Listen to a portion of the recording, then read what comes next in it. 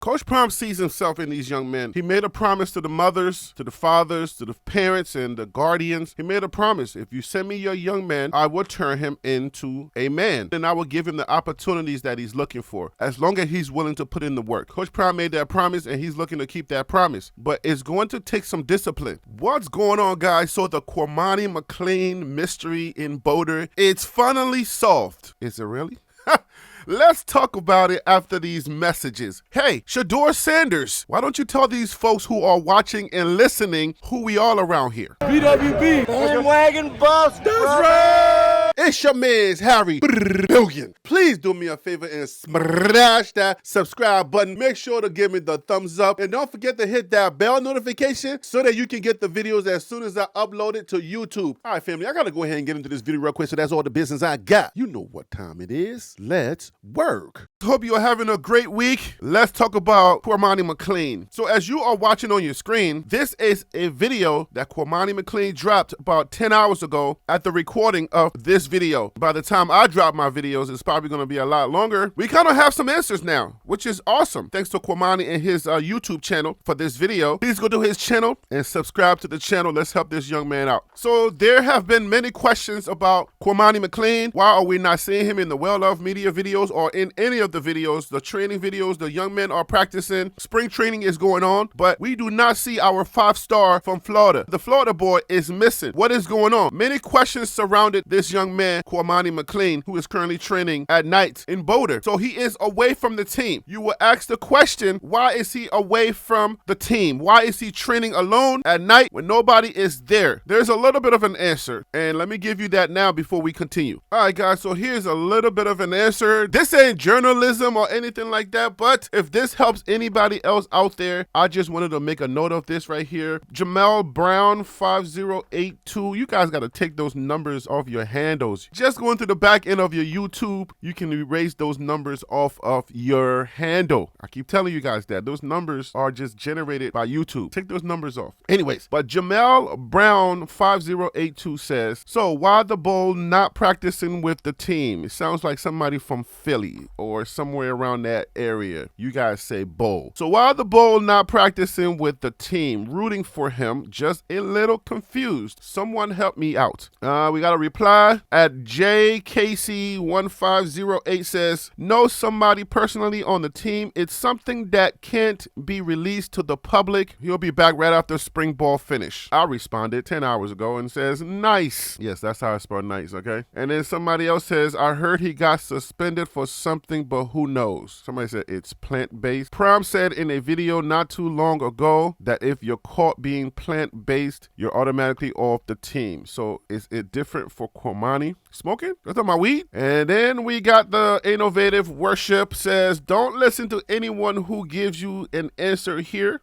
Yeah, that makes sense. We aren't there. You can only be answered by someone there. None of us can help you. Maybe his and we just don't see it. I don't know what that means. So that's what's happening in the comments. There's a lot of comments there. Some are negative, lots and lots of positive comments. That's what this young man needs. We have to remember and keep in mind that these are young men. All right. There's a lot of things that go on in a young man's life. You need life spoken into you when things are going on with you. Obviously, there is something going on that they cannot share with us. That's perfectly fine with me. My position has always been football. Anything that is football related is all game. Now, when it comes down to personal life, the things that's going on outside of football that's affecting his life, I don't try to get too deep into that stuff. I want these young men, these young people to win. I want them to prosper. We have the best interest. If you look at all of the positive comments that this young man is receiving, that's exactly how we feel about these young men. When people have genuine questions, don't look at it as hate. Whereas Cormani is not hating. First of all, you have a football team that we're following. A lot of us are fans. We're genuinely concerned about this team, and we're concerned about the young men that are on this team. We've come to admire these young men, and that's basically what a fan is. So when something's going on, when somebody's missing, it's a question of, hey, what's happening? And then when he drops a video 10 hours ago, I believe it was at night when I got the notification, it came at night. If the follow-up question says, make me understand, why are you practicing at night and not with the rest of the team? That also is is not hating. I would not ask the question because to me it's obvious that something's going on. If it's something that's protecting this young man, then that's great. I don't know if it's an NCAA rule thing that they're going through or if it's a Colorado rule, Coach Prime rule. If Coach Prime is reprimanding him for something, I'm glad that Colorado opens up the gym for him to be able to practice. If it's a Coach Prime thing, then what that's telling me is that Coach Prime is allowing him to practice in the gym. Coach Prime is giving him the go-ahead to practice in the gym, and that's perfectly fine. That means that the relationship is not broken to the point where he cannot be anywhere around the team. He can't be anywhere around the practice facilities. So this is a good sign. He's still in Boulder, and that's a good sign for all of us. And for this young man, this is a great opportunity. You are at a university getting your education. Whatever is going on in your life personally, whatever you did to make this happen, get it right, man. Fix it. We all had issues when we were growing up. Everybody had their issues. We're rooting for you. All of the positive comments and all of the positive vibes that you're getting, take those positive vibes and know that people are out here rooting for you. Football is not just about physical ability or physical skills. It's a mental game as well. Whatever is going on to keep him away from the team, that's a mental thing as well. Is he mentally capable? Is he mentally ready to take on this season? So all of the time that he's missing away from the team, that's going to affect his play. That's going to affect his ability to start. One of the reasons why he may not start. I don't know for sure that he's not going to start, but when you're not taking actual reps, when you practice alone, even Cormani himself said that practicing at home, doing these cone drills, I heard somebody said in a commentary that those cones don't move like the players that are going to be lined up across from you. Those players are moving. So these drills are good and they're going to help to keep you in shape, but this is not game shape. You got to stay sharp and you got to work on your skills and your drills. But keep in mind, this is not game speed. The practices, the scrimmages, those are more game speed. If you're practicing like this, while it's good, if you're making the argument of, is Cormani going to start this season? I don't know. Because if you're not out there, then the guys that are putting in the work, they're going to have a step ahead of you. They're going to be 1 or 2 steps ahead of you, or maybe even more. He came late last year. He wasn't up to game speed by the time the season started. And then this season again, he's going to be getting another late start because of what we're looking at right now, because he's away from the team. So it's sort of like the same thing that happened last year. When we talk and we analyze the athletes and the game and stuff like that, we put it into a contextual bubble so you can understand. You're analyzing the athletes. It's not that you're trying to be negative, it's that this is the nature of the game. And it's sad that I have to say that. It really isn't that sad because we have different dynamics going on. We have people who are not necessarily football people who don't understand sportscasting or sports talking and the things that sports talkers do or analysts do. They don't understand that aspect of it. And our culture, I would say the black culture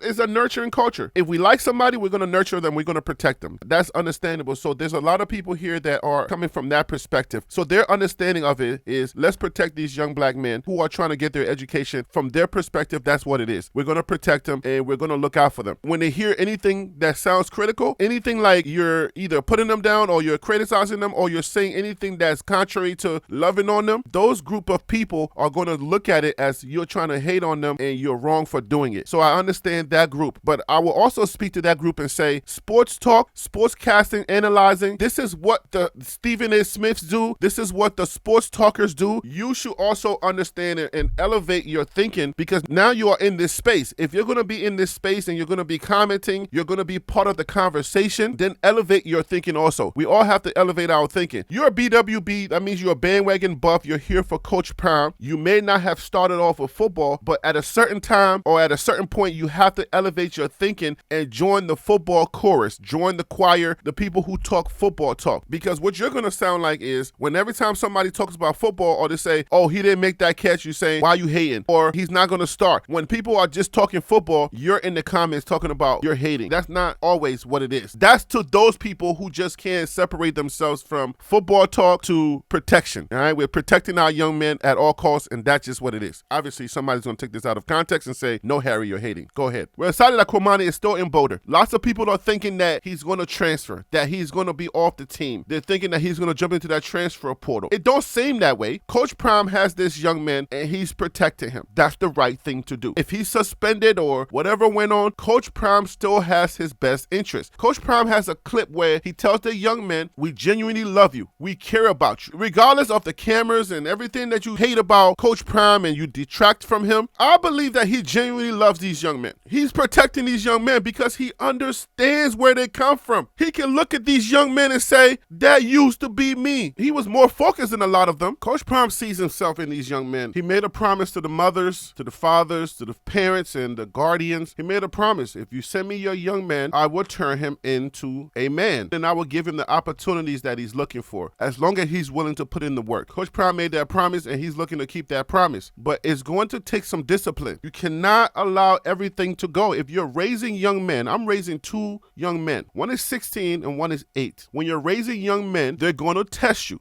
All right. Young men are going to naturally test you because this is how men are built. Men are built to be protectors. Men are built to be leaders. To be a protector, you have to look at the world from your point of view. You're going to try things. You're going to test things because you don't know. You're curious about things. You're going to try to break all the rules. It's a natural thing for men to do that. If you're raising young women, don't compare them to young boys. Young men and young women are not the same. When you're raising young men, their energy is going to be different. These young men are coming from different backgrounds, different walks of life, different attitudes. Right that they were raised up until that point, it's different. So whatever Cormani is going through, he's going through it, and we should respect it. He's a young man, and he's going through some growing pains, and we all went through it. If I have a message for Cormani, this will be my message. I say, man, listen, we understand that you're going through some growing pains. If it's a mistake that you made or something that got you suspended or something that got you sidelined, figure it out, man. Just figure it out. And I trust that you're going to figure it out. All right. We can't be too hard on you because we're old men over here talking about a young man who's trying to figure his life out. And at one point, we learned that you were Christian, or at least that's either what your mom said or that's what you guys have said. You were training with some Christian guy. If it's the case that you are Christian, then I'll tell you this. Don't forget to pray. Don't forget to ask God to help you. Sometimes when we're going through things, it's easy for us to forget that we have God in our lives. We may do something boneheaded and think that God is mad at us, so he's never the first person that we go to. We go to our best friends, we go to a companion, and we confide in them. We tell them everything that we're going through, and God is never the first choice. But if you are a young Christian, put God first. Whenever you're going through something, don't be ashamed. Don't think that he's angry with you. Go to him with that question. Go to him with that issue. Give it to him. All right? If it is plant-based, say, God, I'm sorry. Repent and turn around. I'm telling you,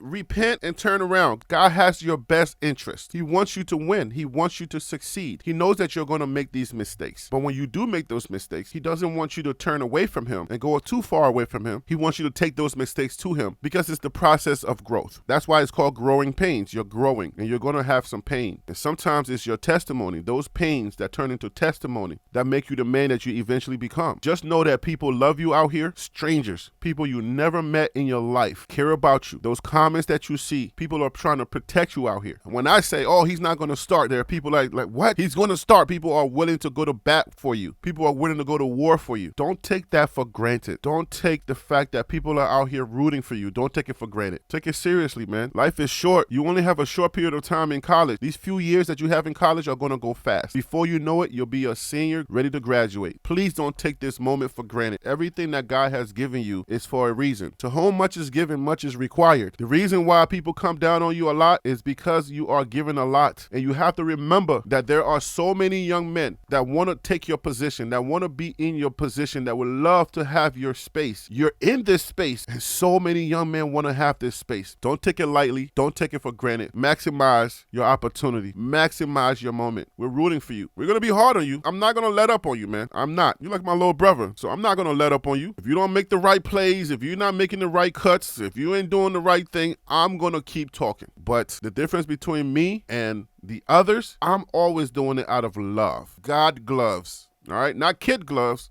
God gloves. Love conquers all. When you care for someone, the way that you approach it, the topics that you approach, you're always going to know that God is always watching and listening, and that's how you're being judged. So I know that what I say, and when God searches my heart for the things that I say about any player on this team, I know that I have to answer to him. That's why I know that when I speak on issues, I'm doing it out of love. That's my message to you, Cormani. Maximize your moment. Don't take it for granted because there are people out there that wish or pray that they had what you have. And mama, if you're listening, please know that, yes, I am critical of Cormani, but it's because I care. And don't take anything that I say the wrong way. All right, guys, so go ahead and sound off in the comments. Let me know your thoughts on this situation. Send some positive words for Cormani McLean, and I'll see you, get it, see you on the next video. Okay.